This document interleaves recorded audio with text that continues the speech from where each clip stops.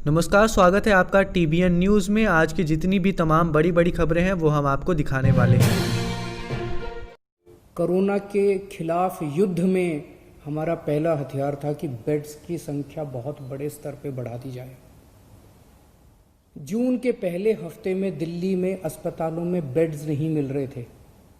आज कोरोना के जितने बेड्स हैं 13,500 बेड्स हैं दिल्ली में, जिसमें से 7,500 बेड खाली पड़े हैं। केवल 6,000 बेड्स ऑक्यूपाइड हैं। अभी बेड्स की फिलहाल कमी नहीं है, प्राइवेट में भी और सरकार में भी। लेकिन हमें हाथ पे हाथ रख के नहीं बैठना। अभी आगे का भी हम इंतजाम कर रहे हैं, और भी बेड्स खाली पड़े रहे बेड्स, लेकिन बाई चांस कल को कोरोना बढ़ गया तो उसकी तैयारी करनी है, इसीलिए और भी खूब बेड्स का हम इंतजाम कर रहे हैं। दूसरा हथियार हमारा था टेस्टिंग एंड आइसोलेशन। जून के पहले हफ्ते में हमने देखा कि लोगों को टेस्टिंग करने के लिए धक्के खाने पड़ रहे थे। कुछ टेस्टिंग लैब्स ने गड़बड़ करनी चालू कर दी। पॉजिटिव को नेगेटिव दिखा देते थे, नेगेटिव को पॉजिटिव दिखा देते थे। उन लैब्स के खिलाफ एक्शन लेना पड़ा और हमने कई सारे कदम उठाए। जून के पहले हफ्ते में जहां डेली 5,000 टेस्ट हो रहे थे, आज दिल्ली में 20,000 टेस्ट डेली हो रहे हैं। देश में लगभग सबसे ज्यादा टेस्ट डेली दिल्ली में हो रहे हैं। 20,000 टेस्ट डेली। अब किसी की शिकायत नहीं आ रही है कि टेस्टिंग में दिक्कत है, और इसके लिए मैं खास तौर से केंद्र सरकार का शुक्रिया अदा करना चाहता हूं, जिन्होंने हमें रैपिड टेस्टिंग की में मदद की। एंटीजन टेस्ट्स उन्होंने पहले हमें कुछ किट्स दिए, अब तो हमने 6 लाख किट खुद भी खरीद लिए, लेकिन पहले एंटीजन टेस्ट शुरू करने के किट्स हमें केंद्र सरकार ने दिए, परमिशन दी, हमारा हाथ पकड़ के हमें करना सिखाया। इसके लिए हम केंद्र सरकार के आभारी हैं। सबसे बड़ी दिक्कत होती है कि ऑक्सीजन की कमी हो जाती है, और ऑक्सीजन की कमी होने से आदमी की डेथ हो जाती है। तो हमने जितने लोग घरों के अंदर अपना इलाज करा रहे हैं, सबके घरों में ऑक्सीमीटर भेज दिए। ऑक्सीमीटर होता है, उससे आप अंगूठा डाल के और पता कर लेते हो कि आपके अंदर ऑक्सीजन कितनी है। तो हमने सारे पेशेंट्स को बोला है, घंटे 2 घंटे में अपनी चेकिंग कर लेना। अगर आपकी ऑक्सीजन का लेवल कम हो, हमें फ़ोन कर देना, हम आपके घर ऑक्सीजन भेज देंगे और आपको अस्पताल में शिफ्ट कर देंगे। तो ऑक्सीमीटर जो है एक तरह से सुरक्षा कवच का काम कर रहा है अपने कोरोना के मरीजों के लिए। और ऑक्सीजन कॉन्सेंट्रेटर, अगर कोई अस्पताल में आए तो उसको ऑक्सीजन की सिलेंडर की और उसकी कमी नहीं होनी चाहिए। इसीलिए हम कोशिश कर रहे हैं कि सरकार के हर बेड में ऑक्सीजन की व्यवस्था हो। तो लगभग 4,000 ऑक्सीजन कॉन्सेंट्रेटर खरीदे हैं। ऑक्सीजन कॉन्सेंट्रेटर होते हैं जिससे आपको ऑक्सीजन मिल सकती है। तो हम कोशिश है कि दिल्ली सरकार के हर अस्पताल के हर बेड के ऊपर आपको आज ऑक्सीजन मुहैया कराने की कोशिश की जा रही है। जैसी वैश्विक महामारी के बावजूद समय पे परीक्षा, लॉकडाउन के बावजूद समय से परिणाम देने के लिए मैं माध्यमिक शिक्षा परिषद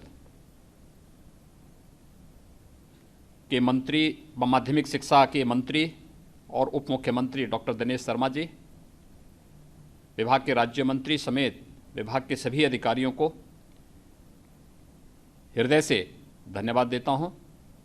इंटरमीडिएट और हाई स्कूल की उत्तर प्रदेश माध्यमिक शिक्षा परिषद के बोर्ड में सफलता प्राप्त करने वाले सभी जो हमारे मेधावी छात्र हैं, छात्राएं हैं, इन सब को मैं हृदय से बधाई देता हूं। उनके परिवारजनों को, उनके मित्रों को अपनी बधाई देता हूं। हमारे लिए संतोष का विषय ये है कि इस बार फिर से बालिकाओं ने स्थान प्राप्त किया है, ज़्यादा स्थान प्राप्त किया, ज़्यादा सफलता प्राप्त की है। मैं खास तौर पर अपनी उन सभी बालिकाओं को जिन्होंने सम विषम परिस्थिति के बावजूद अच्छा स्थान प्राप्त किया है, उन सबको मैं हृदय से बधाई देता हूं। हमारे लिए प्रसन्नता का विषय ये है कि कोविड-19 के बावजूद हाई स्कूल का परिणाम इस बार 83.31% रहा है और इंटरमीडिएट का परिणाम 74.63% रहा है, जो विगत वर्ष की तुलना में बेहतर स्थिति की ओर। देश में हमारा रिकवरी रेट 58% से भी ऊपर हो गया है और लगभग 5 लाख के करीब जो अब तक कोविड से भारत में मरीज प्रभावित हुए हैं, इसमें से लगभग 3 लाख मरीज ठीक होकर घर वापस चले गए हैं और जो बचे हुए मरीज हैं उनमें से भी अधिकांश रोड टू रिकवरी पर है। आने वाले समय में वो घर वापस लौटेंगे। हमारा सारे दुनिया में अभी भी जो मोर्टालिटी फैटालिटी रेट है वो 3% के करीब है, जो सबसे कम है। हमारा जो ये लॉकडाउन के पहले जो डबलिंग रेट 3 दिन के करीब था, आज वो डबलिंग रेट 19 दिन के आसपास है। हमें उम्मीद थी कि टिड्डी दल हरियाणा में भी आएगा। सौभाग्य से 2-3 दल पहले आए हैं पाकिस्तान से और वो हमारे बॉर्डर के साथ साथ होते हुए जयपुर और से मध्य प्रदेश की तरफ चले गए।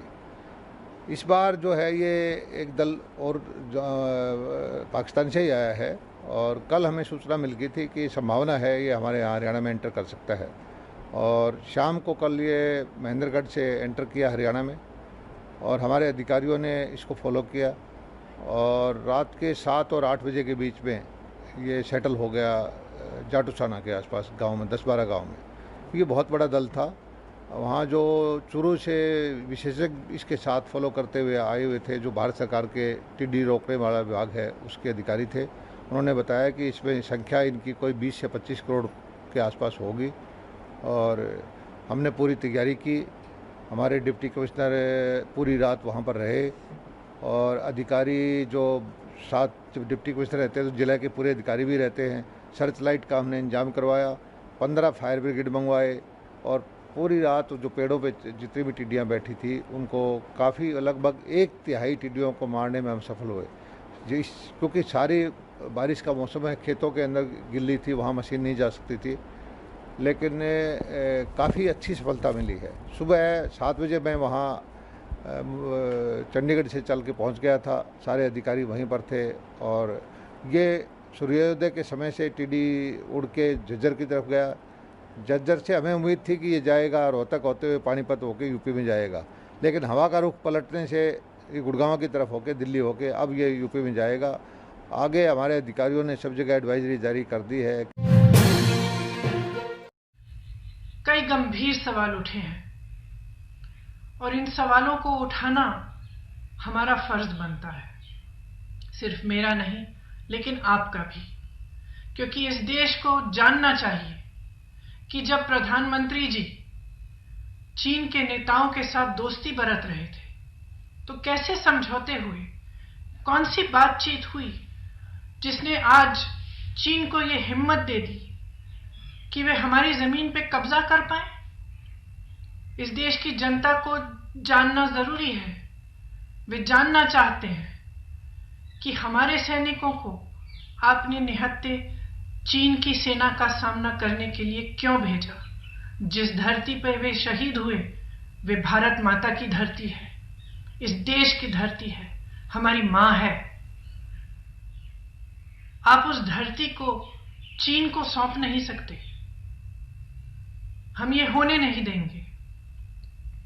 ये देश जानना चाहता है कि हमारी इस धरती में चीन की सेना को आने की इजाजत किसने दी, कैसे आए, क्यों आए।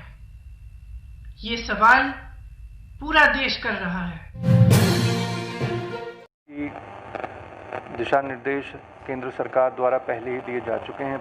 अब निर्णय लिया गया है कि जो स्टैंडर्ड ऑपरेटिंग प्रोसीजर मॉल्स को खुलने के लिए केंद्र सरकार के द्वारा लागू किए गए हैं, उन स्टैंडर्ड ऑपरेटिंग प्रोसीजर्स के अनुसार